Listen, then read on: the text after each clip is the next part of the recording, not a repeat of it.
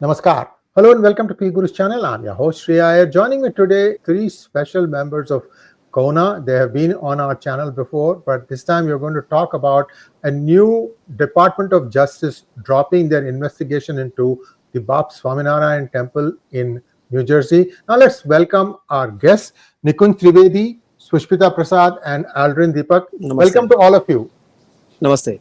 Thanks for having us. So, Nikunj, I'll start the ball rolling with you. You live in this area, New Jersey area, and what we saw play out, that there was a lawsuit brought against BAPS Swaminarayan. I'm just trying to recollect from memory that they were employing illegal labor. That's where the whole thing started. And perhaps you can walk us through. I'm told that there are two parts to this. The investigation by DOJ has been closed, but there is something still pending. So talk to us a little bit about this whole case. Over to you. Yeah, so, obviously I'm not a lawyer, but basically on May of 2021, federal agents, Department of Homeland Security, a whole bunch of organizations with multiple letters descended upon sacred space in Robbinsville, New Jersey. This is the largest temple in the Western Hemisphere, the BAPS Swaminarayan Temple, and essentially, raided the temple in a way. They went inside the temple with guns pointed. There were devotees praying. There were, swamis and saints, and basically all the sort of the holy people were doing their morning rituals. They did not care about them. They were sleeping, and they just, without respect, they just decided to go in with guns, essentially, as if this was a criminal enterprise. And it was a shocking news to the entire Hindu community and many people, not even the Hindu community, even outside. The kind of the force that was used of the sort of the U.S. government to go into a holy place. This could have been, might as well very easily, a bunch of federal agents showing up and just talking about the issue would have been a different way. But they decided to take the full force of the U.S. government into this temple, and took out these workers who were basically claiming, or the lawsuit that followed essentially was claiming that these workers were deployed at sort of like forced labor, very minimum wages. Their passports were taken away. They were being treated unfairly in unhealthy conditions. There are many different aspects to this. The quote unquote labor issues was the one part of it. But the other part, which was the bigger issue that many of us were seriously concerned about, this was part of the overall, I would say, narrative about, oh, look at these upper caste Hindus, exploiting Dalits with the so-called lower caste Hindus into forced labor, just like they used to do back in the days, just like they were doing in temples in India, just like this, just like that. So the entire narrative was being set here. So that was May of 2021, and that's when the case started to go. The Department of Justice launched an investigation and a case against the BAPS Temple. And then fast forward today, or as of yesterday, the case has been withdrawn. Now the civil case, which is the labor issue, continues. And now that the DOJ case has been dropped, it'll allow the civil lawsuit to continue. But we'll talk about that in a little bit. But basically, 2021 to 2025, 4 years, their name and reputation was dragged into the mud. It was basically guilty as not even, proven guilty, but guilty before even being given a chance to prove. What's really most disturbing was the New York Times. This raid was happening around, let's say, 8 o'clock or 9 o'clock in the morning. The New York Times, right at that time, published the first article saying Hindu sect accused of deploying forced labor. So they had to know that this was going to happen. So it was not a surprise raid. It was not a surprise raid. It was basically a raid that was pre-planned with a pre-planned agenda. There are a lot of different players here. But the point is, some people in the media already knew about it, aka people like New York Times. So right when this raid was happening, they actually published it, and then started an entire PR machinery that talked about how Hinduism is bad, how these people are bad, how these Hindus are bad. So many things, CNN, NBC, Reuters, NPR, NY Times, you name it. Every single media outlet essentially took it at face value, saying this is how this is going on, et cetera, et cetera. And then, of course, it impacted how the California laws were being looked at. It impacted how the caste policies in schools was being looked at. So between Cisco and the BAPS case, they were trying to build two very signature, quote unquote, caste discrimination issues within the United States. Thank you so much, Nikunj. Pushpita ji, first off, we kind of came to a very nice place in the sense the role of media in all these things. Somehow this demonizing seems to have a plan to it. Like I said, New York Times seemed to know a priori a surprise raid that was going to take place. Nobody seems to be questioning how it is that New York Times came into possession of this about to break event. Well, President Trump has sued them for billions of dollars. I have a feeling that if he wins, they're going to go out of business. We'll see. Pushpita ji, as a person who has dealt with communications, why is it that there is a sustained effort to somehow tar anything to do with Indian Americans, particularly their beliefs, religious beliefs, their temples, and of course, and the other thing is the 𝗲𝗏 case, discrimination case, where again the CRD is still trying to get something out of it rather than systematically losing more and more. We'll talk about that at a different time. Pushpita ji, talk to us a little bit about this sustained and concentrated effort to keep taking pot shots at the Indian diaspora and specifically anything to do with Indian culture and beliefs. Yeah, this was actually what was the most disturbing bit, because obviously at CoHNA, we are not a spokesperson for the temple or for the DOJ, but what got us involved was we were seeing again this pattern play out where, a Hindu individual or an institution or a temple comes under some kind of a complaint. Okay, that happens. Life happens. Hindus are humans like everybody else. And we are going to get disputes and complaints like every other community on planet Earth. Now, the same media that are very respectful when reporting on similar raids or issues, they always make a very important distinction to distinguish between the fact that an individual or a group is being investigated, but that is not a reflection on the broader community. But when it comes to Hindus and Hindu Americans and Hinduism, the narrative completely flips, and they almost go to town with any time a Hindu individual or an institution gets into trouble to basically say, this institution's trouble is evidence of the systemic problem in Hinduism. It's a complete reversal of the way they talk about other faiths, right? So sometimes they'll say, this, Christian person is under trouble for this, or this Muslim person is under trouble for this, but it's not a reflection on the faith they come from. But in Hinduism, any act that you do becomes a reflection on the faith itself, and the tone of the reporting, the sort of doomsday kind of feel that comes from this. And I think New Jersey's own local paper called it the Temple of Doom. I mean, literally, how can you report like this? And that was the opening headline. That's actually why we called it out, because people might have forgotten, but we don't, because those words really are hurtful. We hear a lot about the damage done. Those kinds, and now imagine that your audience, I mean, the audience for all these publications is not just Indians and Hindus, right, who can contextualize it or understand what's going on. For most Americans, they have never been in a Hindu temple. They probably saw what they thought was a Hindu temple in Indiana Jones in the 80s, and there's a whole slew of how people, especially Hindu and Indian kids growing up in the 80s, were traumatized by that. But, popular culture and media never lets these things die out. You may wonder why a movie from the 80s. Well, this is exactly the arc of how messaging and perceptions are built, because there's a popular movie in the 80s that, creates then some nice people at the top will say, well, that's not really true. But they keep using these kind of reference points to make sure that that reference and that connection never dies and keeps getting strengthened. What was the point of calling it the Temple of Doom, really?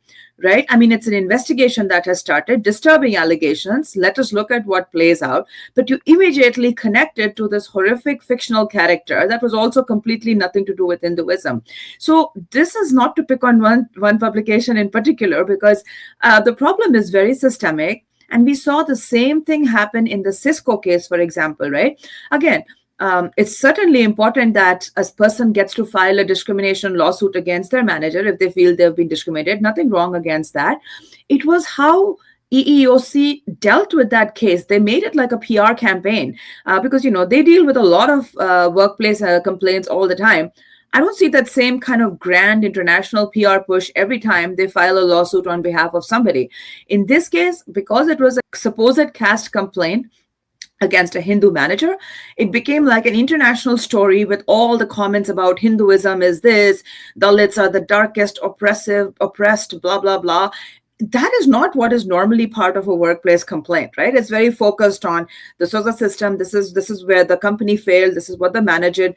If you look at the complaint, there's very little of that. In fact, the best they could come up with was that the person in question was asked to submit a weekly report. Oh my God, how terrible is the world? I've literally been in jobs where I had to submit 3 weekly reports, between 3 different bosses or whatever. So I need to go back and file some lawsuits, I think. But, I don't think the EEOC will support me in my efforts.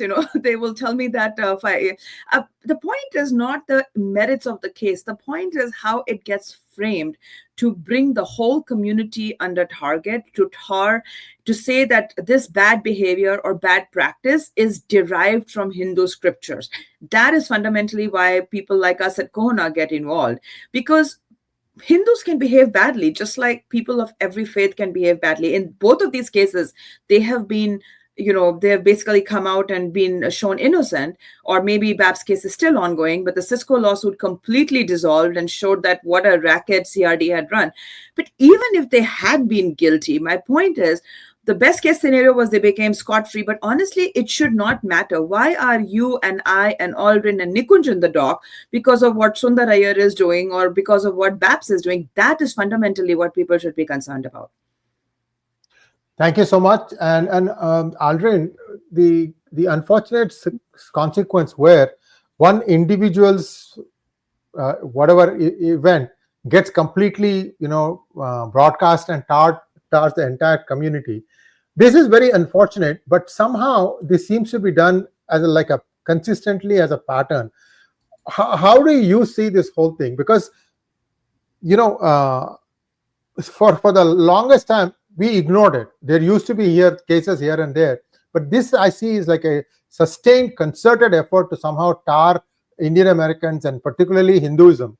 How do you see this? Yeah. You're absolutely right. I mean, this is exactly why I got really involved with CoHNA and I wanted to speak out, because I mean, when you see the way that they handle these issues, be that Cisco case or BAPS or any other one, as far as Hindus are concerned, they do it with such impunity, and they have no respect for procedures, right? Like you compare what happened with BAPS, which is supposed to be like a labor dispute, as opposed to David Koresh in Waco, Texas, right?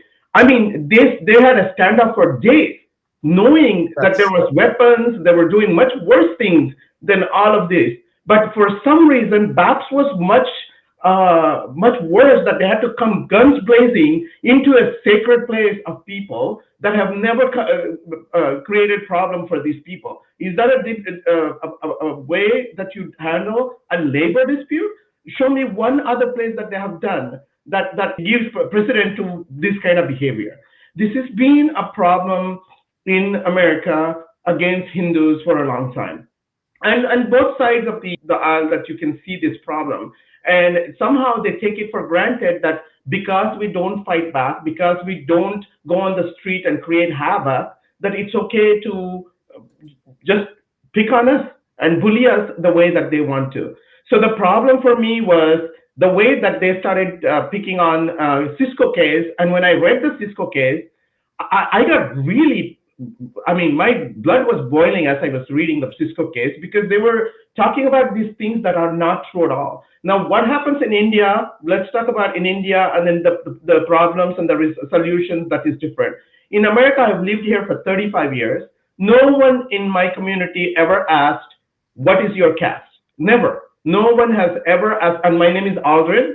That should prompt for somebody to say, why is your name? Never. My name is Aldrin. I go to the temple, and when I go to the temple, I say my name is Aldrin. I don't know my gotra or my nakshatra, but when the pujari, when I go to the temple, they say Shubha Nakshatra and do the puja. Never once I was asked, I was able to go and do for Ganesh Utsav, I was able to decorate the Vigrahamurti. Nobody ever asked me, why are you, who are you, what are you? And I'm seeing these horrible things coming out of institutions that is supposed to protect us.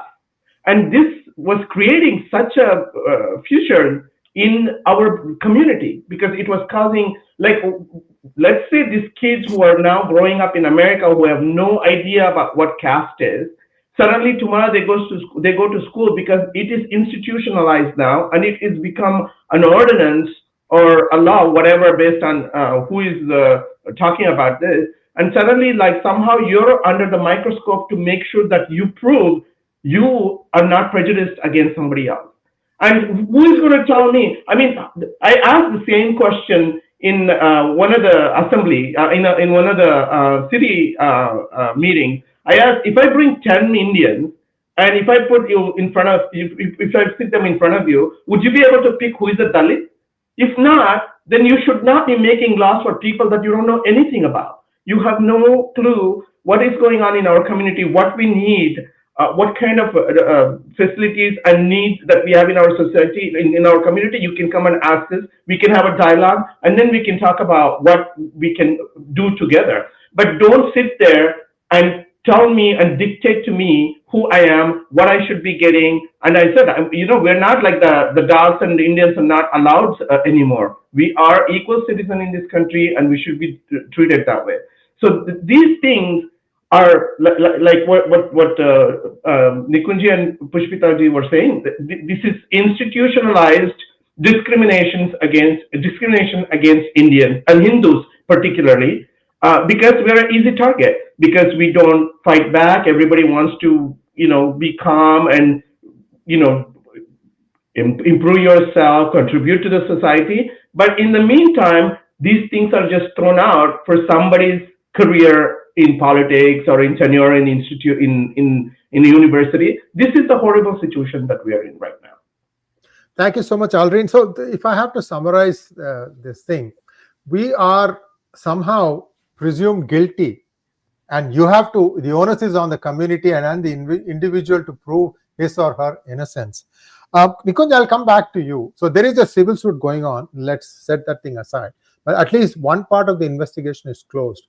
Is it possible for BAPS to try and take some sort of action in terms of, like, look, somebody willfully brought this lawsuit and that person and that entity has to be punished? Are there any options like that in front of BAPS? I know I'm not a lawyer, you're not a lawyer. All I just want to find out is such things should not happen in future. And like you said, neither am I a spokesperson for BAPS, so I would not be able to say much. But I'm sure they are contemplating on different steps. I think I'm sure they're probably relieved with 4 years of witch hunt and mudslinging is over, at least in this part. And then the civilian lawsuit, which will continue, hopefully is more quote unquote civil, right? And that we'll figure out where that goes. But there's also, like I said before. So this is what I want to bring out. In July of 2023, we had highlighted a development that happened. In the development, a group of about 18 or 20 artisans from the institution that represents the union that represents like the 𝗥𝗘𝗙𝗘𝗥𝗘𝗡𝗖𝗦 Mazdoor, as they say, who are the artisans who are carving.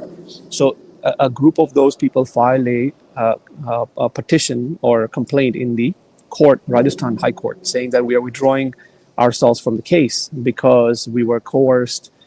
We were given promises of like money, all kinds of stuff. So they decided to withdraw that. And the lawyer representing them was Swati Sawant, who is the same lawyer who had brought up that civil. So it's they're part of the same group.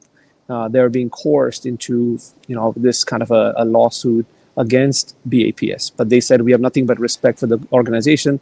We've been working with them, and we are here by our own wishes.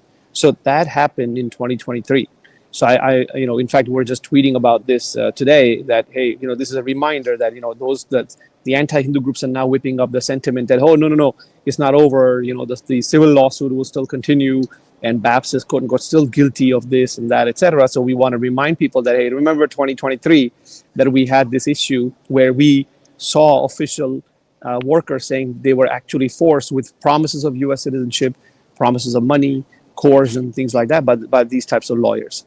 So you never know what goes on in the background with these folks, because they will go to any extent to target and mudsling our community and drag them in mud, drag their reputation down for And we seem to have I lost think his- we lost him, but I would just Yeah, go build ahead. on that by saying that, it's not over. Like, I would agree it's not over, and people shouldn't think that it's over. It's not just a civil lawsuit, right? Have any of the policies that were passed been reversed or thinking of being reversed, right? And you look at the coverage today. I just did a quick scan on BAPS Robbinsville. And, you look at the coverage today when the case is dismissed versus the day this raid was launched. Oh my God, I think it's just like in one community newspaper, right? That's it. So this is actually the asymmetrical battle that we fight. And so even though they have the loss, the investigation has closed, I can bet you that 99% of people in New Jersey itself wouldn't know that. Why would you? Because, you're not following this case. You're not BAPS. You're not the people involved in the lawsuit. So you depend on the media to serve you what is required. And, unfortunately, we see this over and over again, that when the investigation was launched, it made international headlines, awful, scary, doomsday feature stories, just like the Cisco lawsuit. And when the Cisco lawsuit got dismissed, not even one, like literally 2 out of the 100 reporters who had written out about it actually bothered to even write about the dismissal. And I know that because I contacted about 20-30 of them myself saying, hey, you wrote a lot about this when the lawsuit was launched. Aren't you interested now that it's basically completely fallen apart? I mean, if you like to speak truth to power, as the popular saying going, then surely you would be interested to know that, why is a government agency performing so badly? Right? I mean, that's almost more important than individuals acting badly. And fundamentally, that's all people need to realize, that while it's terrible that any discrimination or civil rights or labor rights are violated anywhere, and that should be fixed, it's actually a lot more alarming when state actors and state institutions start to misuse their power to go after individuals or institutions. Thank you so much. And I would request Nikunj, unmute yourself, Nikunj, and then. Yes, I'm back. My apologies. So no, what I was saying is that this is a, we have to understand that this is kind of they won't stop. These anti-Hindu activists and actors and players will not stop for any means. They will go after the community. They will not stop mudslinging. They will not stop their attacks. So now they're whipping up the sentiment that, oh, no, BAPS lawsuit is not over, and the civilian lawsuit will continue, things like that. But as I had indicated before, there are cracks in that case also, when these workers had actually in 2023 filed a letter in Rajasthan High Court saying how they were coerced into it with promises of U.S. citizenship and money and etc. by some of these lawyers. So that's really important for us to. Does that mean that there are no labor violations? We're not talking about that. But as Pushpita ji said, that we should not be held, it's not Hinduism's fault.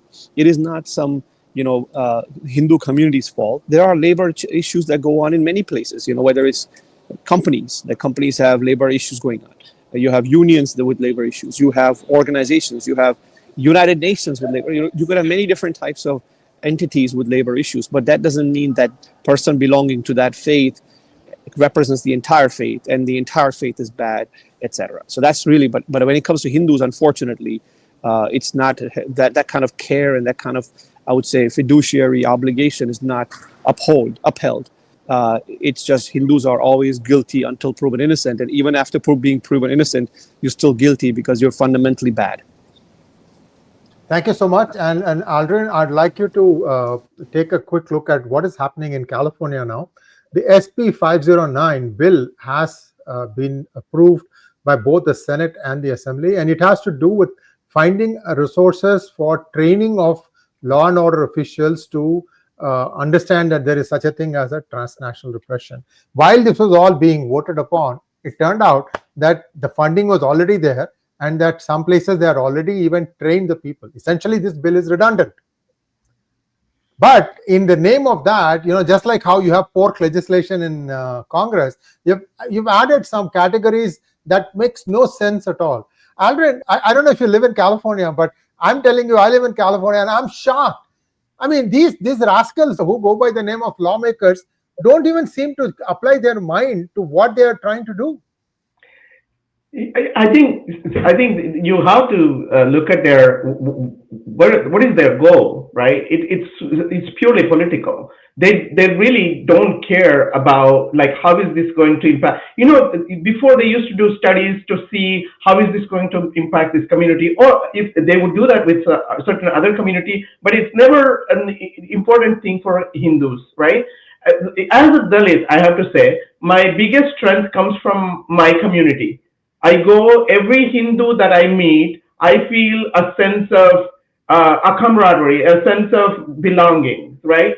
But regardless of how opinions differ from each other, we still are able to come together and stay as a community. But this is like a wedge that they're slowly putting through to divide us so that they can, whatever their goal ultimately is, to achieve that goal. So, this is the thing. This is the left is adopting the 1,000 cuts to harm the community. That's all there is to it. They will come up with a caste. They will come up with the temples are the mismanaged, organized places. The people are discriminating. And then there will be something else.